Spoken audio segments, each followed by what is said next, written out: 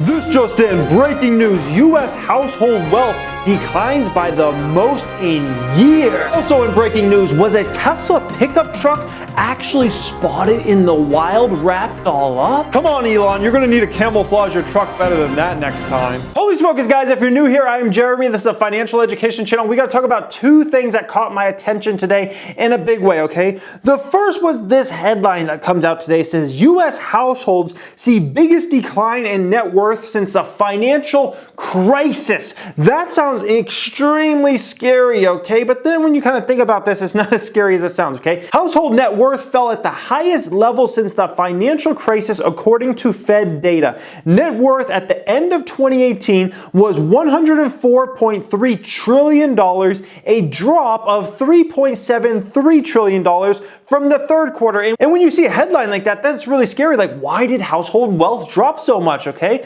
Part of it could have been real estate, maybe ticked down a bit, especially some of the bigger markets. But let's keep in mind, a lot of people have most of their wealth, in 401ks and IRAs and in the stock market in general.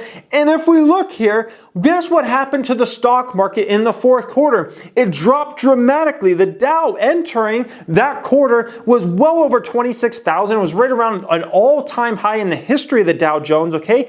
And it dropped over 3,000 points during that quarter. If you look at the S&P 500, the S&P 500 was also right around an all-time record high of well over 2,900, and by the end of the quarter it was around 2,500. So this is why sometimes looking at backwards indicators is not really the best thing for looking forward, because guess what? The stock market has made up almost all those gains it basically lost in the third quarter.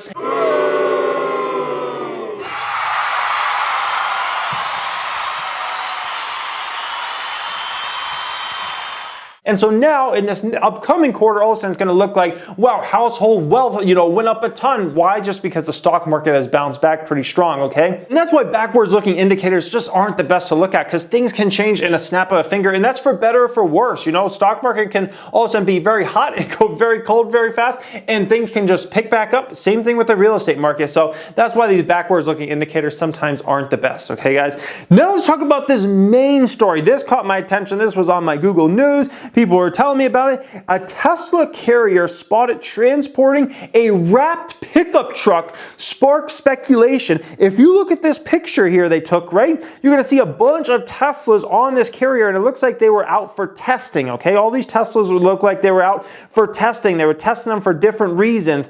And then we see a wrapped up camouflage truck on this carrier, and none of the other Teslas are obviously wrapped up. And it's like, why is this one specific pickup truck camouflaged out on a Tesla carrier with all other Teslas that look like they just got done testing, okay? Why is this one pickup truck all camouflaged out, and why is it on a Tesla carrier like that? Like, this is super strange. And so the speculation started, like, maybe this is the Tesla pickup truck that is coming, okay? Maybe this is the one. And this is just crazy, guys. This has sparked a ton of speculation in the Tesla community. A lot of people are excited about whenever Tesla comes out with the pickup truck, and a lot of people are like, could that really possibly have been the pickup truck of the future that was on that carrier? They're out in the wild trying to be camouflaged, okay? And let's kind of think of this, okay? It was on a carrier with all other Teslas. Every single vehicle on that carrier was also a Tesla. That is a fact, okay? So maybe it could just be a random truck that happened to be on there that had nothing to do with Tesla.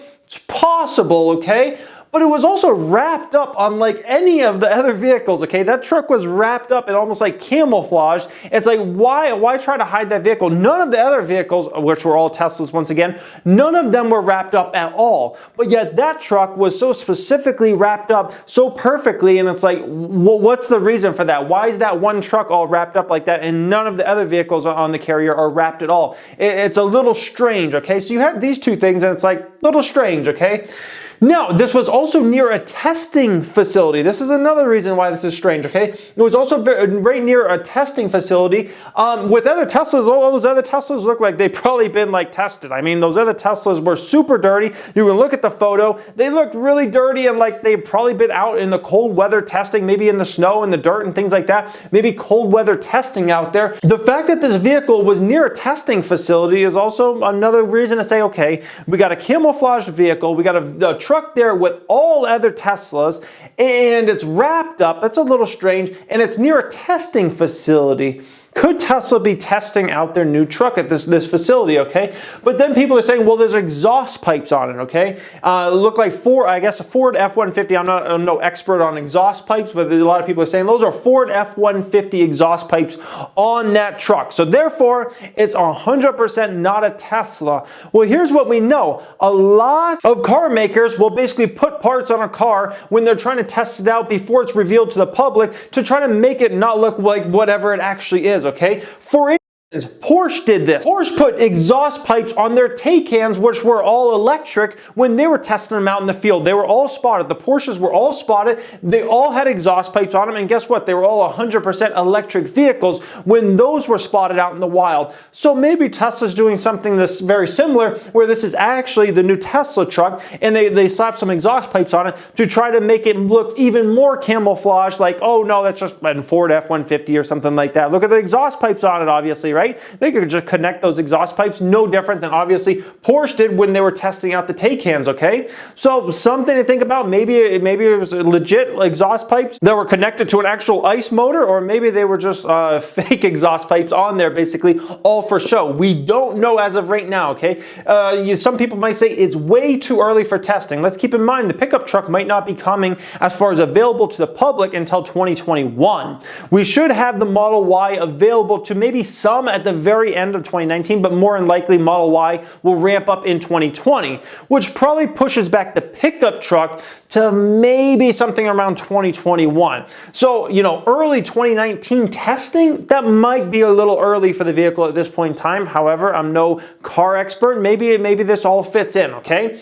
Now, also people are saying, why would they test so far from Fremont? We know their factories are in Fremont, and then obviously they got the Gigafactory out in Reno, Nevada. So Fremont, Reno, why not test somewhere in Nevada? Why not test, somewhere in California, Fremont and whatnot? And the easy answer is, Fremont, California weather and Reno, Nevada weather is a lot different, right? Than going and testing a vehicle in the cold weather climate, like you kind of need to do with the Teslas, because we've seen a lot of complaints this winter, especially with some of the regions in the United States being extremely cold this winter. A lot of folks saying, oh, my door handles froze up, or there was this issue or that issue with my Tesla in cold weather. So we know Teslas do just fine in warm weather. They do great, okay? That's been proven out and again. But in cold weather, from what we've seen a lot of customers complain for one reason or another about their Teslas in very, very cold climates where you have to deal with ice and snow and some of those type of things, okay? So that's why it kind of makes sense to go ahead and test your vehicle in a cold weather climate, okay? A lot of people are complaining about it. Like, you want to make sure this truck, which is going to be a tough truck, right? It's got to compete against the Fords and the GMs, the Silverados and the F-150s and those type of vehicles, right? It's going to compete against those guys. It's got to be tough, and which means it's got to get through the cold weather, not just like driving around Los Angeles or something like that, or Phoenix, Arizona. Like, that's not just how it is. So the conclusion on this whole situation, we don't know either way. I don't think there's any way you can definitively say absolutely not, that's not the new Tesla truck on that carrier, okay? And I don't think there's any way you can definitively say absolutely that is for sure the new Tesla truck on that car carrier. I would say it's kind of like a coin flip at this point in time. You definitely have some reasons to say this might not make sense to why that was a Tesla truck on the carrier, but there are also a lot of reasons to say this is all kind of adding up. Why was it camouflaged like that? Why is it with all of their Teslas? Why is it right near a testing facility, okay? And so let the conspiracies go, guys. Anyways, hope you enjoyed this. Let me know what your opinion is down there in that comment section. As always, I really would love to hear from you guys on this whole situation. Thank you for watching and have a great day. I was just kind of messing around looking at some like prototype designs, I guess people had did on the internet and whatnot. And I came across a few designs. This one, I'm not sure about this, guys. This does look a little tough, but I don't know. That just, to me, and once again, I'm not a truck person, so I'm probably not the best person to judge trucks, but like, I don't know. I'm not feeling that design at all, to be honest. Then there's this one, which is, once again, like, it almost looks like a semi, kind of like the Tesla semi in the front, and I'm not a big fan of this truck design either. But once again, I'm not a truck person, but I want to hear your guys' opinion. Do you like either one of those designs? I'm not. I'm honestly not a fan of either one. And then this one here, this is the Rivian design. This should actually be a production vehicle. This is what Rivian has showed off several times. If you don't know Rivian, they're an electric vehicle maker as well. They're just kind of like an upstart. They're supposed to, I think, start producing some of these vehicles pretty soon here. But this design, I feel it. I like that design. But anyways, I would love to know your guys' opinion.